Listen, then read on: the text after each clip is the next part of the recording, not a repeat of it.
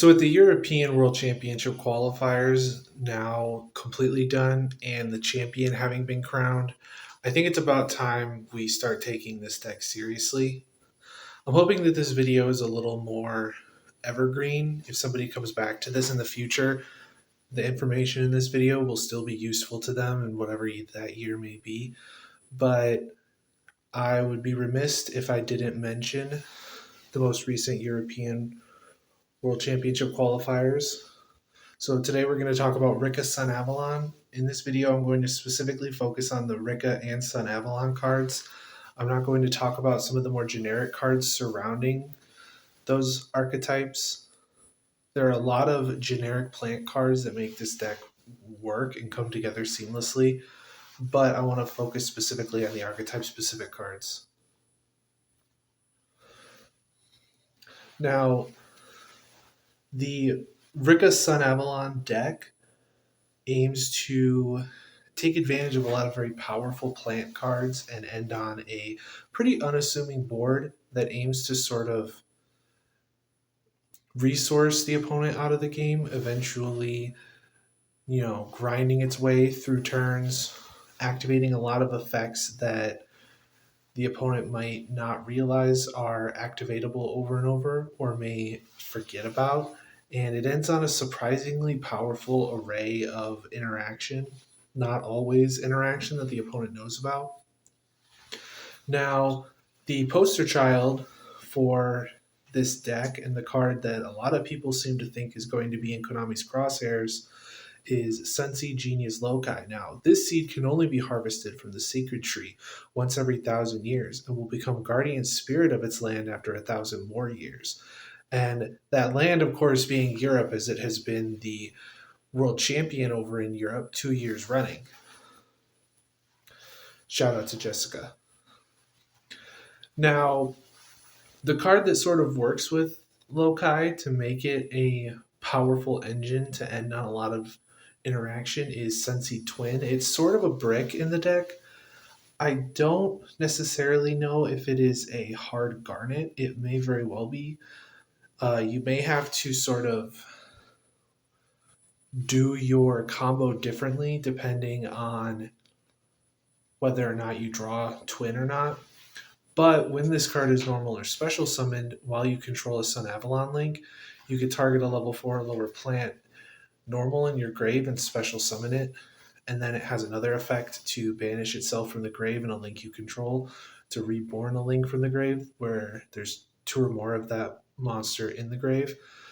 That effect doesn't come up nearly as much. It did come up in Jess's final match for the European Championship, but I don't believe it comes up super often. The first effect is the really important one because it allows you to sort of continue your link climbing. Now, Sunvine Sowing is a card that I think for a brief window of time, people were maybe undervaluing this card. But, and we'll get to this later, this card is what allows the deck to sort of link climb off of a single loci as well, because it's a card that lets you tutor for a Sunseed monster from deck, but if you don't control a Sunavalon link, you have to summon the loci, which, oh no, I have to summon a card that on its own represents the entire combo. But because of the fact that this card is part of what makes the combo so strong, you really don't want to hard draw it and have to use it as an e-telly. You'd really like to search it over the course of your combo. And don't forget that this card also has a protection effect while it's in graveyard. You can banish it to replace the destruction of a link you control, either by battle or card effect. So that's definitely something to keep in mind. And Dryas is the link one that sort of, brings everything together. And the fact that it can be made using any level 4 or lower plant is kind of cool, meaning that you don't necessarily need to use Loci to summon it, whereas the other Sunavalon links do require normal monsters. And since the only normal monster you play is Loci, they're always going to be summoned with Loci. Now, if this monster is link summoned to the EMZ, you can using Lokai as material, you can search a Sunvine spell trap, which is going to be the sowing. And then once per turn, if you would take a battle or effect damage, you can gain that much life and then summon a Sunvine monster from your extra deck. Now, this card allows you to search for the sowing, and because you control a Sun Avalon link, you can summon a non Lokai Sunseed monster, which is the twin, meaning that you normal summon Lokai, go into Dryas, search the sowing, summon the twin from grave, reborn the Lokai, and then you're off to the races. Sunvine Healer is not a Sun Avalon link, but if a Sun Avalon link you control leaves the field, it destroys itself. That is a common theme among the Sunvine link monsters. And if this card is special summoned, you can target a Sun Avalon link you control and gain life equal to its link rating times 300, which is a powerful effect in a deck that uses the aroma monsters, which have powerful effects when you gain life points. And if a plant link monster inflicts damage to your opponent, you can gain life. This card is just there to sort of gain you life, but the fact that it gains life means that you can trigger some of the more powerful non Sun Avalon / Rikka plant monsters that want you to gain life. Sunvine Thrasher is here mostly as an OTK tool. It has the if a Sun Avalon link leaves the field, it destroys itself clause that Healer has, but it also has an effect where when it's special summoned, you can target a Sun Avalon link and it gains attack equal to that link's link rating times 800. Now, this card can get absolutely massive if you target one of the link 3s or the link 4s. Now, the deck doesn't play any of the link 4s, but it does play one of the link 3s in Melius. But we'll get to that. The final effect of this is that if it destroys a monster by battle and sends it to the grave, you can special that monster but negate its effects. Now, this effect isn't that great because if you have activated any of the cards in this deck that lock you into plants, you can't actually do that. And on top of that, it doesn't change the monster it summons to a plant, so you can't really do anything with it except just let it sit there unless you happen to play some kind of generic plant link, but I don't know if one exists. I'd have to look. Now we'll finally get to Melius. Now I haven't mentioned the materials since Dryas because the last two were just normal monsters, but this one is generic to plants. It just needs a link monster. It doesn't need Lokai to be part of the material. So if this card is link summoned, you can special a Lokai from your grave. Now, this card's really strong because it basically instantly gives you access to a link 4. And there is an extremely powerful generic plant link 4 in Bengal Answer, which I'm not going to talk in too much detail about in this video, but is part of your end board as one of your main means of interaction with your opponent on their turn. Additionally, this card has an effect where you can target a Sunvine link you control that it points to, and it can attack once per battle phase up to the number of Sun Avalon links you control. Now, this card's link arrows aren't really conducive to doing that while it's in the EMZ. You sort of have to summon it underneath something and then have a Sunvine link monster summoned into a point it points to. But you're not really ever going to be activating that effect, or if you are, you're probably in a position where you have enough material to just kind of do whatever you want. But that is an important effect to remember because it can combo with the Thrasher, where you can have the Thrasher be summoned to a zone that Melius points to. It targets the Melius, gains a butt ton of attack, and then if you control Melius plus some other Sun Avalon monster, it can attack twice, meaning that it represents a ton of damage on its own. Now that we're done with the Sun Avalon half of the deck, let's start talking about the Rikka half of the deck. Now, Sunavalon sort of revolves around the normal monster, Lokai, and it also revolves around sort of laddering up into powerful link monsters. Rikka, on the other hand, revolves heavily around level modulation, tributing plants you control, and summoning Xyz monsters using plant monsters. Now, let's start talking about them. I'm going to talk about them in the order that Jess talked about them in her profile.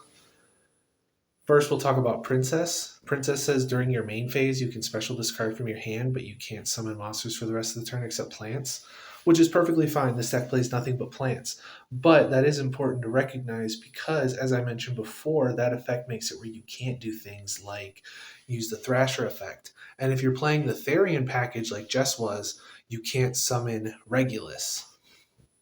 Now, bear in mind, you can, if you're able to get Regulus in the grave, summon Lilyboria and attach Regulus, which does make it into an Omni Negate, but that's a very niche situation to put yourself into and not probably something that you need to worry about because this card has a second effect where if you control a Rikka monster, it's basically a monster negate. If your opponent activates a monster effect while you control a Rikka monster, you can shuffle this card from your hand or grave into the deck and then tribute a play monster to negate that effect. And that's an extremely powerful effect to have because this deck was sorely lacking the ability to sort of negate things. A lot of its interaction consisted of bouncing, tributing, and stealing, but it didn't really have a good way of negating plays from the opponent. It could only really do so much in the way that it could sort of disrupt the opponent, but not necessarily stop what they were doing entirely. Now, Petal is one of the strongest pieces of Rikka support that they got because this card gives the deck inevitability. The first effect just, allows you to either add or send to the grave a Rikka monster while it's face up on the field, but again, it locks you into plants. But the second effect says that during your opponent's end phase, while it's in your grave, if all monsters you control are plants or you control no monsters, you can special that card. Now, the effective Thrasher would make it where this card can't go off. Having Regulus on your side of the field would make it where this card can't go off. But when we get to further cards that do steal, you'll notice that it has been made in such a way that it does not stop you from being able to summon this card. Next up, we'll talk about Mudan, probably the strongest of the summon from hand by tributing a plant monster Rikka cards, arguably, because this one says you tribute a plant monster and special summon this card, and then as a separate effect that activates on summon, you can add a Rikka spell trap from your deck to your hand. Now, this is one of the ways that you get access to your more powerful Rikka cards. This one is 9 times out of 10 going to be adding Con, which we will get to. But if you already have access to Con, this can be a way to get Glamour or Sheet, depending on what you already have, or depending on what you may need at that given moment. Primula is strong. It's basically just a free extender. It's not strong in the same way that some of the other Rikka cards are. You don't play it in more than one copy. It's sort of just there if you need access to more bodies. And because it's a level 4, it can be used to go into some of the link monsters. Like it can be used as material for Dryas. But that's probably not something you're going to be running into very often. And the level modulation effect, while interesting, doesn't really ever come up. Snowdrop is arguably just as strong as Mudan, if not stronger. It says that you can tribute a plant you control to special summon it and one other plant from your hand, and then it has the effect to modulate the levels of all plant monsters you control to the level of a monster you target. Now, this card is what allows you to go into your Xyz more easily. You can target itself to make everything 8 to go into the rank 8. You can target Primula to make everything 4, so on and so forth. arguably, you're never using the effect to turn everything into a 4, but that can be something that comes up. 99% of the time, you're using this as a means to get into your rank 8, which is one of the ways that you interact with your opponent. Now let's talk about Con Con.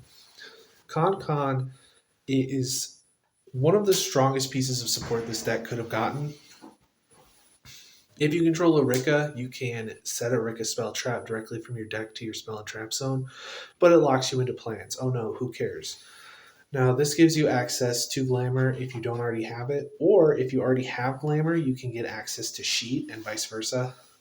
And probably one of the craziest things that this card does is that once per turn, if you attribute a plant monster you control to activate a Rikka card or effect, you contribute any face-up monster your opponent controls, even though you do not control it, basically allowing you to Lair of Darkness your opponent.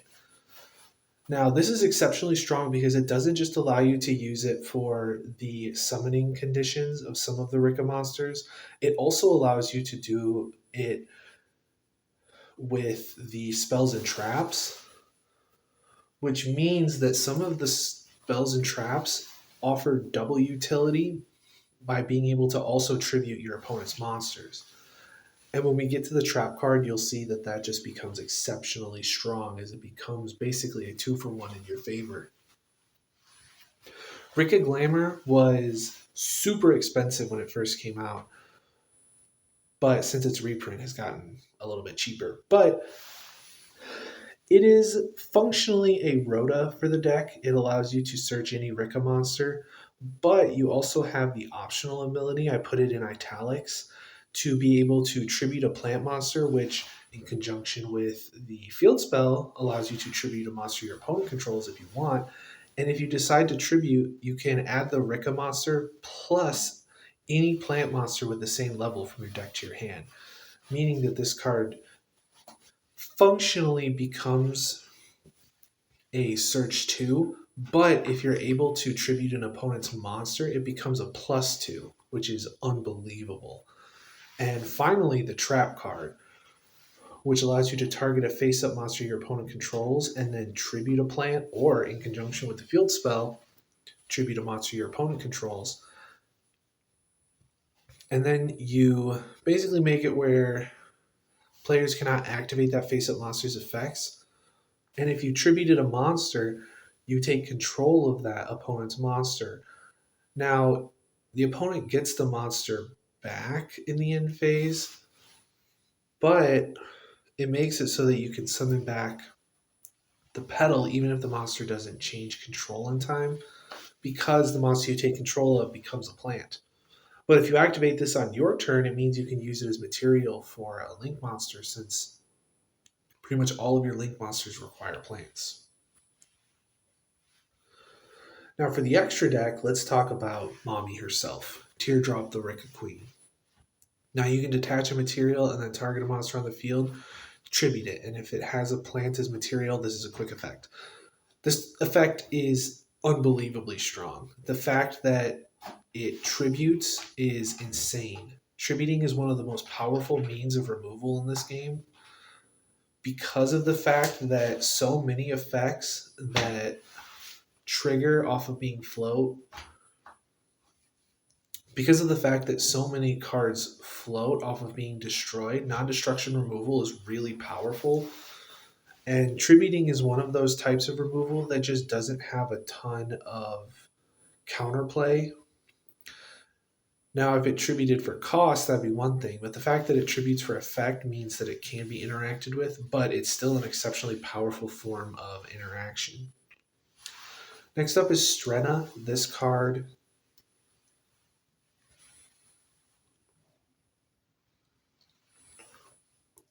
has an effect where it can recycle a card in the grave, but the effect that you're going to use more often than not is that if it was tributed while it had Xyz material, you can special rank 5 or higher plant from your extra deck and then attach this card to it as Xyz material.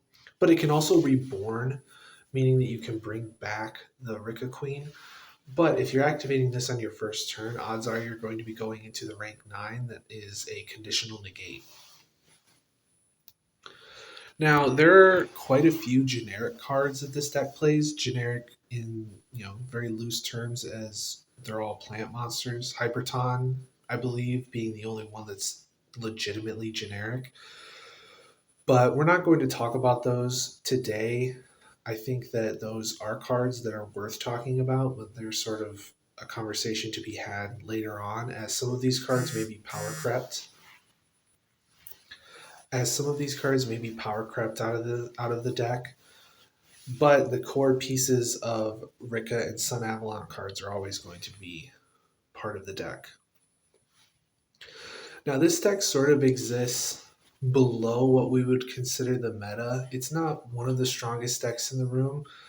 It was arguably meta a couple years ago when the Sun Avalon cards were still somewhat new, but as the game has progressed, this deck hasn't really received a lot of support it needs to be able to keep up with a lot of the big dogs. So the fact that it won the championship is more a testament to Jess as a duelist than it is to the power of this deck. But this deck is still something that you need to keep in mind. And depending on the format, this deck can be an extremely strong choice. So you should definitely at least consider this deck.